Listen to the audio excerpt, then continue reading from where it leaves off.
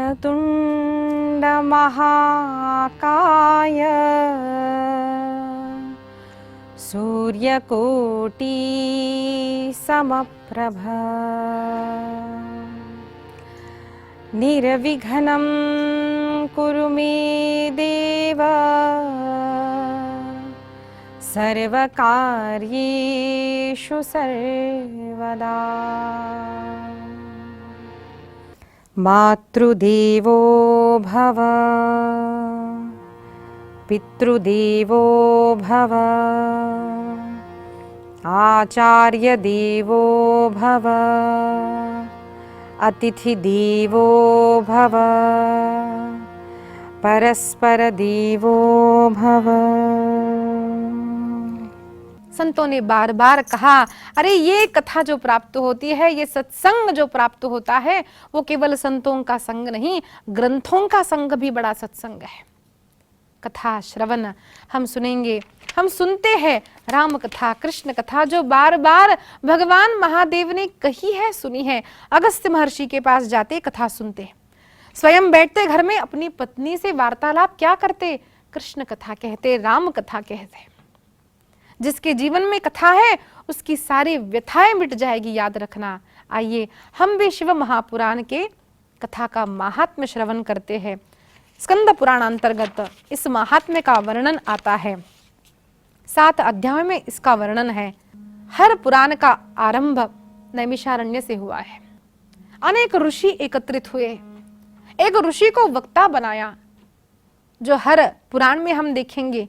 विशेष करके सूत जी महाराज वक्ता है और अनेक हजारों ऋषि श्रोता है।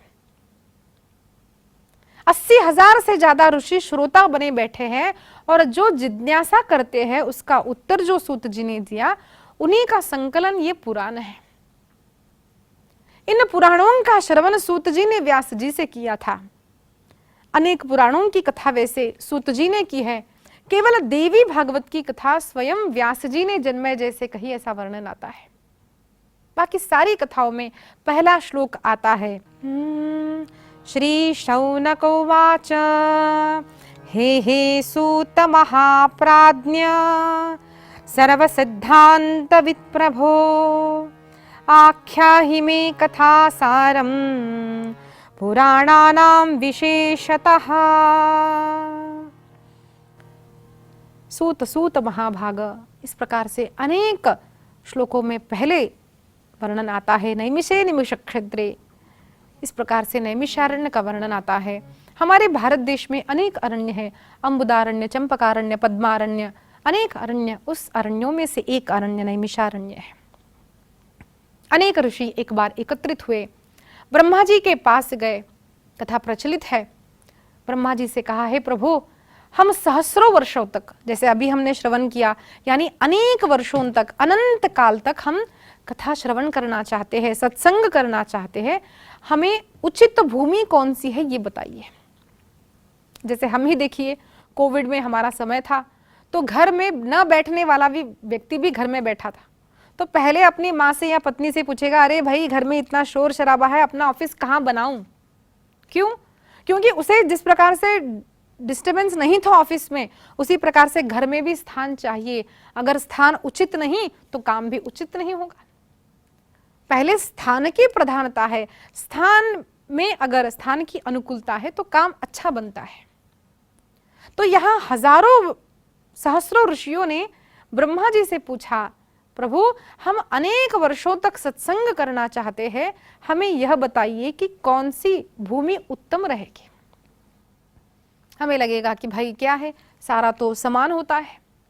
रामायण में, अनेक पुराणों में इसका वर्णन है। Even scientifically it is proved. देखिए, किसी के घर में चोरी हुई तो क्या हम देखते हैं कि कई सारी लोग, पुलिस लोग आते हैं, कुत्ता लेके आते हैं। तो कुत्ता पहले देखेगा कि कहीं सूंघता है और फिर वो चोर पकड़ने में उनकी मदद करता है।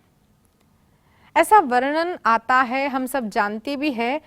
10,000 अलग अलग प्रकार के गंधों को ग्रहण करके भी वो 10,000वां करके भी पहले कौन सा ये बता सकता है। क्यों बता सकता है?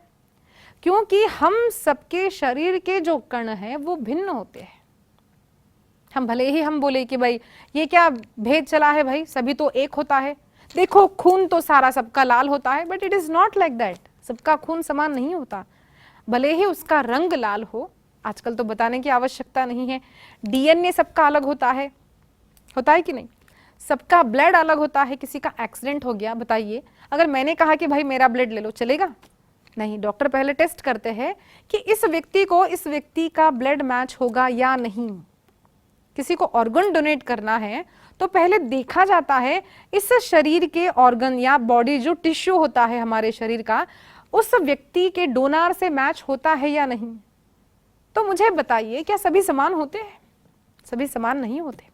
सबके अंतरंग में जो तरंगे होती है, दे आर डिफरेंट। जैसे हम www डॉट जो कहते हैं, तो वर्ल्ड वाइड वेव्स जो होती है वो अलग होती है। यहाँ पर अगर हमारा फोन सिग्नल नहीं दे रहा है तो हम लोग बाहर जाके देखते हैं। एवरीवेयर, हर जगह पे, हर एक घर में वेव समान नहीं होती है। हर एक व्यक्ति के मैग्नेटिक लेंथ जो होती है, मैग्नेटिक वेव्स जो होती है, वो समान नहीं होती है। जैसे देखिए, आपको पता चलता है नहीं, किसी किसी व्यक्ति को होता है, तो किसी व्यक्ति को हम देखते हैं तो हमें अच्छा नहीं लगता, बस क्यों पता नहीं, उस व्यक्ति का फिर हमें मुंह देखने की इच्छा नहीं होती, बात करने की इच्छा।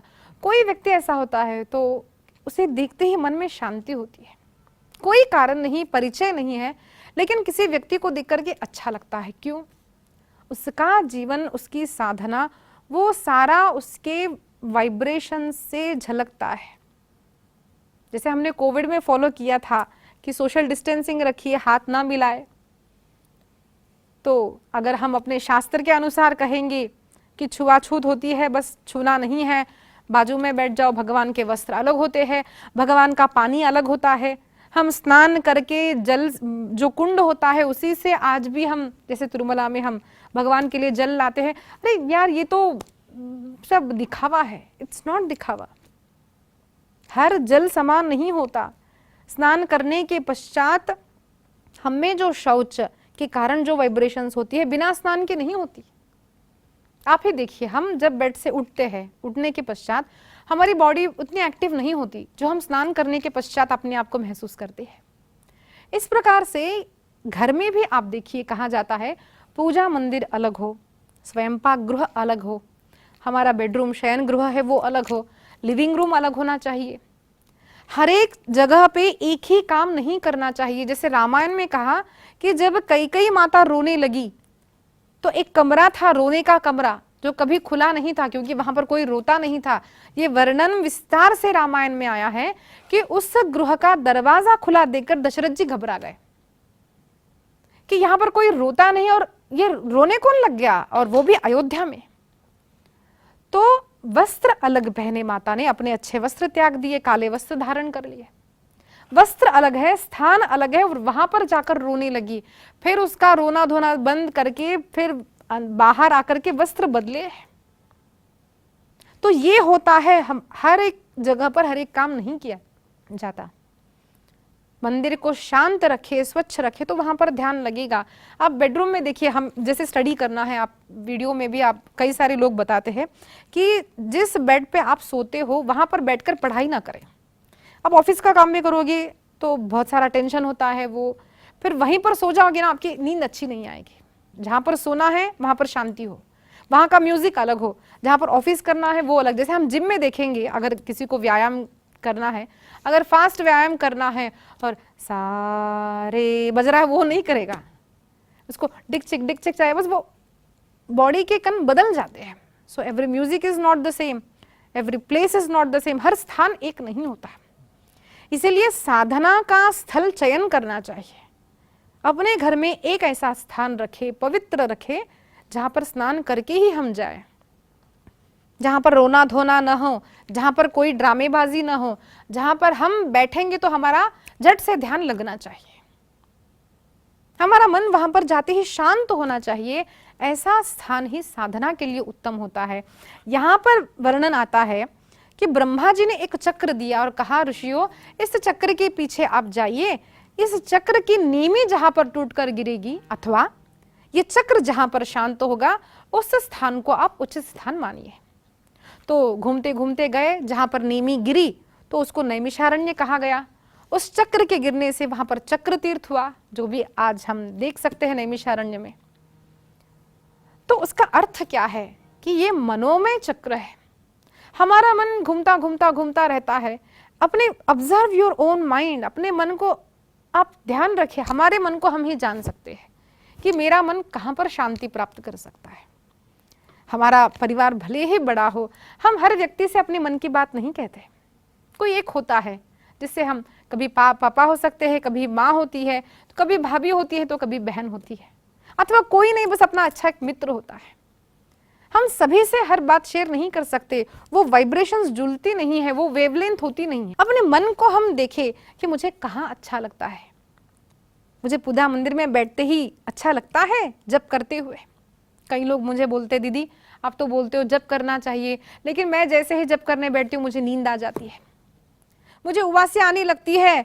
मुझे तो एक ने बताया, मुझे इतनी एंग्जाइटी होती है दीदी, मैं बैठ नहीं पाती हूँ। क्यों होता है ये? क्योंकि आजकल के आपाधापी के जीवन में आप देखिए, बच्चे भी मोबाइल को लेंगे, बदलेंगे बदलेंगे बदलेंगे बदलेंगे। एक मिनट में कितने सारे चित्र उनके सामने आए, उनकी आंखों के सामने, different colours, different pictures, different sizes. एक मिनट में देखने की जिसको आदत हो गई, वो शांत बैठ करके एक राम तत्व का अध्ययन कैसे कर सकता है? इसीलिए वी नीड, हमें ऐसा जीवन में ऐसी एक फास्टिंग करनी चाहिए कि बस 1 घंटा मैं मोबाइल नहीं देखूंगी। आजकल बच्चों के स्कूल में भी एक देखा जाता है कि 3D स्कूल्स होते हैं, जहाँ पर स्क्रीन भी बड़ी बड़ी होती है। बोलते हैं कि हम स्क्रीन में सारा सब बच्चों को बताते हैं कि बॉडी 3D हमारी कैसी होती है, so many picture, so many colours, और हम उसको अच्छा मानते हैं। लेकिन मैं एक विनंती करती हूँ, बच्चे जितना जितना ज़्यादा देखेंगे उतनी उतनी उनकी बुद्धि की क्षमता कम हो जाएगी।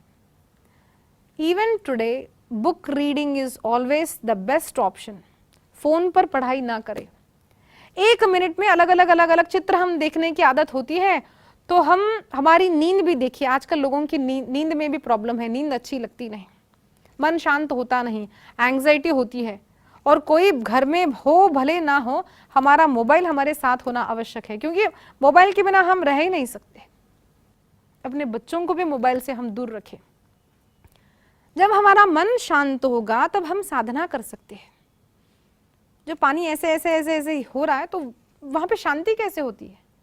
शांत जल होना चाहिए, शांत स्थान होना चाहिए, तब हमारा मन शांत होगा। तो अपने आप को देखिए, क्या मेरा मन पूजा गृह में कुछ नहीं है, वहां पर भगवान के सामने 10 मिनट क्या मैं बैठ सकती हूँ? क्या मैं रोज जाती हूँ 10 मिनट अपने लिए, for myself, for the best me? क्या मैं अपने आप के साथ थोड़ा टाइम स्पेंड कर सकती हूँ? हम सबको समय देते हैं, माता को, पिता को, पत्नी को, बच्चों को, ऑफिस के लिए, सबको समय देते हैं। क्या हम अपने आप को कभी समय देते हैं? जो अपने आप को समय रोज थोड़ा देता है ना, वो साधना कर सकता है। थोड़ा समय अपने मन के साथ बैठे कि मेरे मन में क्या चल रहा है, मेरी मन की इच्छा क्या है, मैं क्या चाहती हूँ, मुझे कहाँ सुख मिलता है। और देखो कि आपका मन चक्र, मनोमय चक्र घूमते घूमते कहाँ शांत होता है, वहां बैठे। इस प्रकार से जब मुनियों ने देखा कि अपना मनोमय चक्र नैमिषारण्य में शांत हुआ, आज भी वो स्थान मैंने दर्शन किया है। नैमिषारण्य में आज भी आपको कोई शॉपिंग सेंटर नहीं दिखेगा, कोई भी दुकान नहीं दिखेगा। वहां पर केवल छोटे छोटे आश्रम हैं, कोई लोग भी दिखते नहीं, केवल झाड़ियां, पत्तियां, बस यही है। उस स्थान को वरदान है कि कलयुग में भी वहां पर कली का प्रवेश नहीं होगा। अगर कोई साधना करना चाहता है, उत्तम स्थान चाहता है, तो नैमिषारण्य मैंने देखा है कि अत्यंत उत्तम, शांत है। कोई दिखावा नहीं, कोई आडंबर नहीं, ज्यादा लोग वहां पर होते नहीं। शांति से कथा का श्रवण, स्मरण, चिंतन, वाचन, ध्यान वहां पर हो सकता है। इस प्रकार से अनेक ऋषि, सहस्रों ऋषि वहां पर आए हैं। सूत जी को व्यास गद्दी पर बिठाया और उन्हें प्रश्न पूछा है। एक बात ध्यान रखिए, हम भी अनेक लोगों से बात करते हैं, हमारे प्रश्न कैसे होते हैं? कई लोगों का जीवन तो सुबह से लेकर रात तक बस यही होता है, परचर्चा और परनिंदा। उसने क्या किया, इसने क्या किया, इसके घर में क्या हुआ, उसने कैसे साड़ी दी, उसके घर में शादी कैसे हुई, उसने कैसे झगड़ा किया, अच्छा ऐसे कहा, ये सब बातें हमारे मन में हम भरते रहेंगे तो जीवन निकल जाएगा, हम मर जाएंगे और कुछ हाथ नहीं आएगा। अलेक्जेंडर व्हेन ही लेफ्ट, जब अलेक्जेंडर गया, जिसने अनेक देशों को जीता था, उसने कहा मरने के पश्चात मेरे दोनों हाथ खुले छोड़ना, क्योंकि मैं सबको बताना चाहता हूं the Alexander who won the whole world died with empty hands. क्या हमें भी खाली हाथ भगवान के पास जाना है? क्या हमें खाली हाथ नरकों को जाना है, या फिर हमें कुछ प्राप्त करके जाना है? जैसे तुकाराम महाराज जी गए, सबके सामने गए, आनंदाची डोही आनंद तरंग, आम्ही जातो आमचा गावा आमचा राम नाम घ्यावा। वो बोल रहे हैं मैं कहाँ जा रहा हूं। क्या हम बोल सकते हैं कि मैं नरक जाऊंगी क्या, या फिर मैं कृष्ण के पास जाऊंगी? हाँ, बोल सकते हैं। अपने जीवन को खुद देखो, हमें समझ आता है कि सदैव अगर हमारा जीवन पर निंदा पर चर्चा इसी में व्यतीत हो रहा है तो अवश्य लिख के रखना अपनी बुद्धि को। बुद्धि बोलेगी आपको भाई तू तो पक्का नरक जाएगा। जिसका जीवन प्रतिकूलता में भी अखंड कृष्ण का स्मरण, कृष्ण का चिंतन, अपने हाथ से, धन से, शरीर से भगवान की जो सेवा करता है, उसका मन उसको बोलता है बेटा जो भी बाहर परिस्थिति हो, तुझे प्रतिकूलता हो, तो कृष्ण के पास ही जाएगा, तो शिव के पास ही जाएगा, तेरा कल्याण ही होगा। ये आपका मन आपको बोलेगा। पूछो तो सही, कभी बैठो तो सही अपने मन के साथ कि मन क्या करता है, क्या चाहता है, कहां जा रहा है। उन सारे ऋषियों की चर्चा कैसी है कि आज भी हम बैठ करके जिसका चिंतन स्मरण करते हैं तो हमारा उद्धार होता है। क्या हमारी चर्चा वैसी होती है? क्या हम किसी को बोल सकते हैं कि भाई मैंने उससे ये चर्चा की? आप ये मत सोचना कि मैं शिव पुराण छोड़ करके दूसरा बोल रही हूं। हर पुराण से, हर शास्त्र से हमें ये सीखना है कि अनेक हजारों वर्ष पूर्व जो ये पुराण कहे हैं उसका आज मेरे जीवन में क्या उपयोग है। Will my dialogues be spoken tomorrow? क्या मैंने जो किसी से बात की उसका चिंतन कोई करके उसका उद्धार होगा? होना चाहिए। तो आप जी रहे हो, समझना। कभी अपनी सखी से बात करते हो, अरे कृष्ण को कैसे प्राप्त किया जाए? अरे देख मेरे मन में काम बहुत आता है, मेरे मन में क्रोध बहुत आता है, मैं बहुत परनिंदा करती हूं, मैं क्या करूं?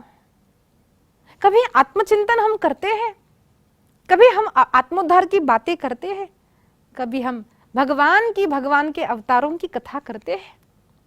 देखिए, कथा करने के लिए कोई व्यासपीठ की आवश्यकता नहीं होती। घर में बैठ करके, जैसे भगवान महादेव साक्षी है, भगवान महादेव ने कभी व्यासपीठ बना करके लोगों को कथा कही, ये वर्णन नहीं आता। अपने घर में अपनी पत्नी के साथ भगवान महादेव क्या करते हैं? दोनों बैठ करके रामचरित्र गाते हैं, दोनों बैठ करके कृष्ण चरित्र गाते हैं। क्या हमारा गृहस्थ आश्रम वैसा है? या केवल कुत्ते और कुतिया में जैसे ब्याह हुआ, उनके बच्चे हुए, क्या हमने भी विवाह करके केवल कुछ बच्चों को पैदा किया और हम अपने आप को महान समझने लगे? जीवन महान तब बनता है जब हमारा स्मरण करके किसी का उद्धार होता है। वैसे हमें जीना है जिस प्रकार से हम इन ऋषियों का स्मरण करते हैं। अरे कैसे सुंदर प्रश्न पूछे हैं इन ऋषियों ने। पूछा, हे सूत जी, सपुत्रायाश्च सद्भक्ते विवेको वर्धते कथम स्विकार निरासश्च सज्जनै क्रियते कथम। हे सूत जी महाराज, कृपा करके हमें यह बताइए कि सारे पुराणों का सार क्या है। हमें यह बताइए कि भक्ति और विवेक की वृद्धि कैसे होगी। हमें यह बताइए कि सज्जन लोग अपने मन का शोधन कैसे करते हैं, अपने विकारों को शोधन कैसे करते हैं। उन्होंने कहा, प्रभु जीव प्रायः कलयुग में आसुरी भाव का हो गया है, उनका असुरत्व कैसे जाए, उनका उद्धार कैसे हो, ये बताइए। पांचवा प्रश्न किया, महाराज ये बताइए कि परम श्रेय क्या है।